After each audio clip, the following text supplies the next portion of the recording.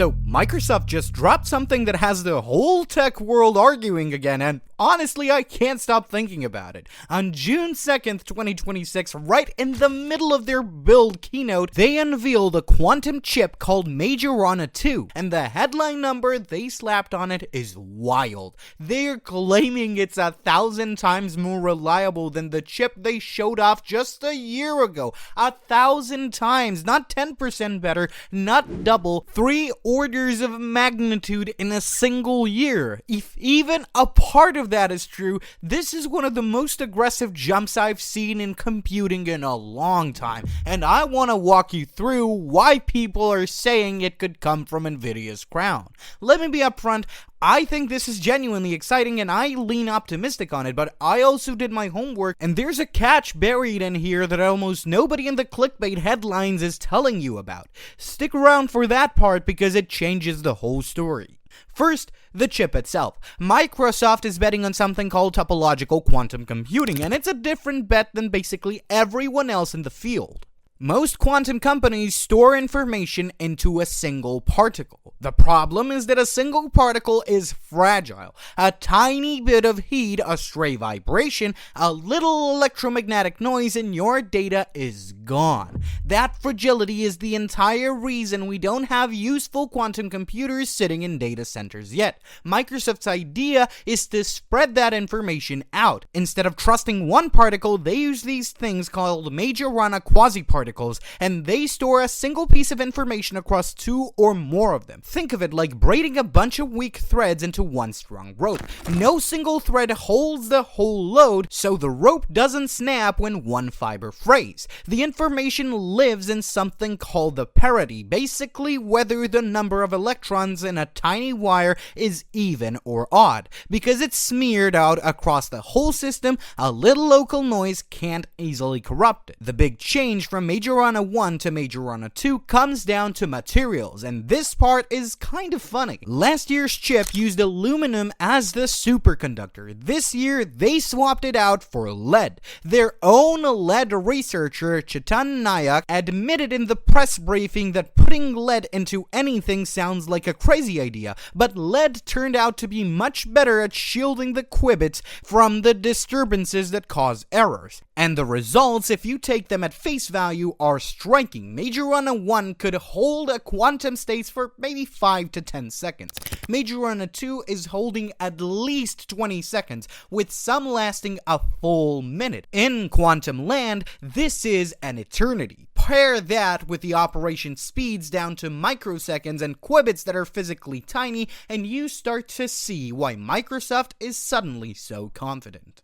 Now here's where it gets spicy. On the back of these results, Microsoft moved up their entire roadmap. They're now saying they're aiming for a scalable, practical quantum computer by 2029. That's not a small tweak. That's cutting their previous timeline roughly in half. Nayak put it bluntly when he summed up the year of progress. His line was basically, where are we compared to last year?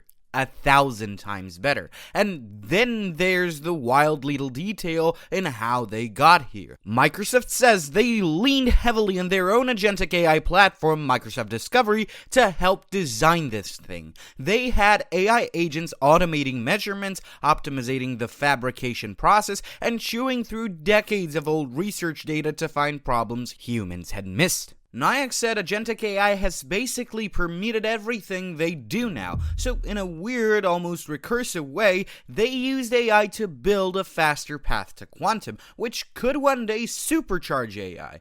I find that genuinely cool to think about.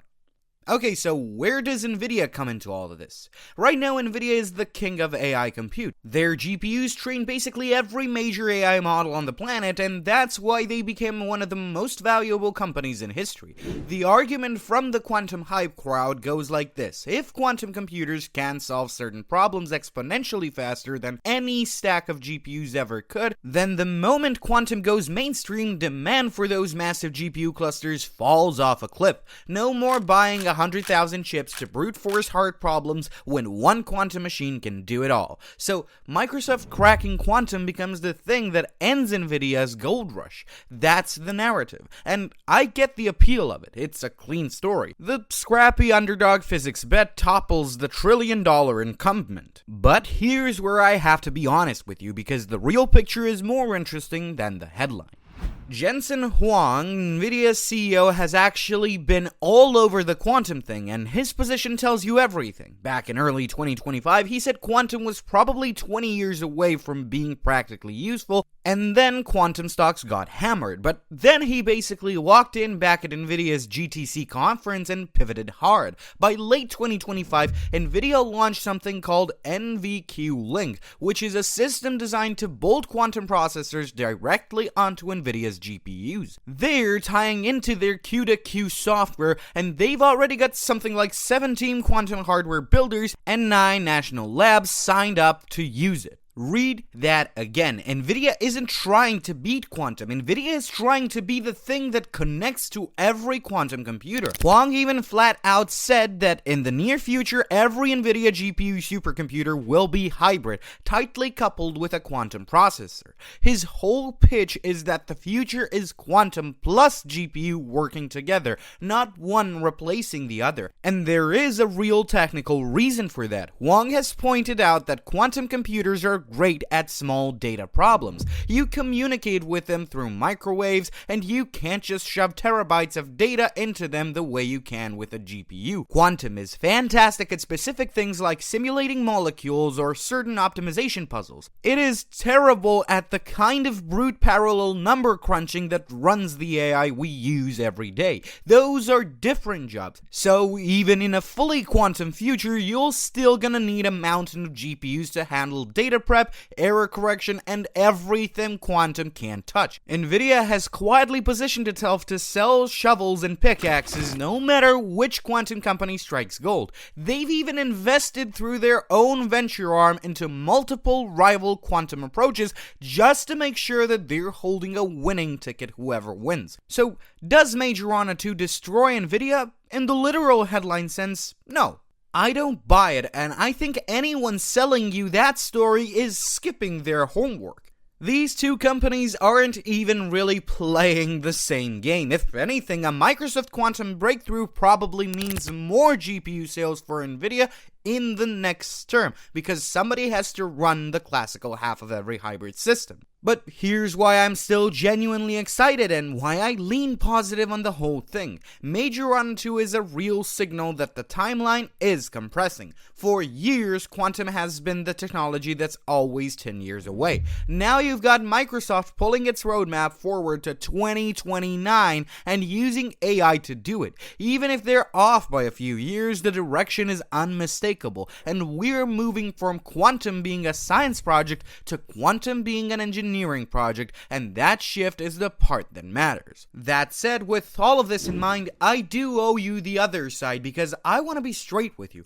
A lot of physicists are deeply skeptical of Microsoft here. Their new results came out in a preprint that hasn't been peer-reviewed, and the data apparently comes from a small number of instances on a single device. Researchers like Henry Legg and Sergey Frolov have basically said that if this came from a grad student instead of a trillion-dollar company, it wouldn't survive peer review. And Microsoft has burned trust before. They had to retract a big Nature paper on this exact technology back in 2021. So the healthy move is cautious optimism, not blind hype. But man, if Microsoft is right, we're watching the early chapters of something huge. Not the death of Nvidia, but the birth of a whole new layer of computing that sits next to it. And personally, I'd rather live in the timeline where both of these things are racing forward at once.